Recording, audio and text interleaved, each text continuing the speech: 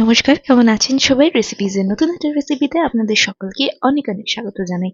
প্রথমেই কড়াইতে সর্ষের তেল গরম বসিয়ে দিয়েছি, তাতে দিয়ে দিচ্ছি কালো জিরে ফোড়ন। আপনারা নিশ্চয়ই বুঝে গেছেন আজকের রেসিপি শিম পাতুরি।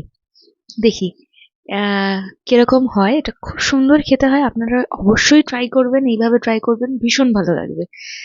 কালো জিরের সাথে কাঁচা লঙ্কা ফোড়ন দিয়ে একটু ফোড়নটাকে ভাজা ভাজা করে নিচ্ছি। গ্যাসটা সিমেই আছে।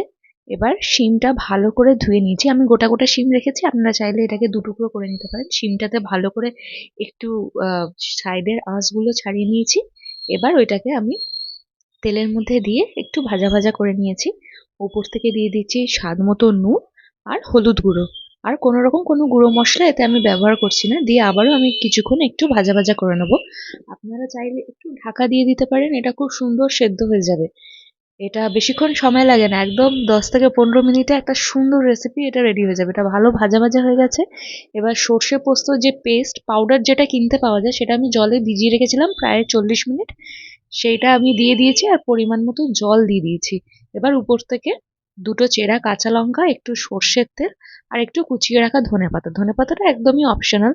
একটু বেশি করে সর্ষের তেল দিলে এটা একদম দুর্দান্ত খেতে হয়।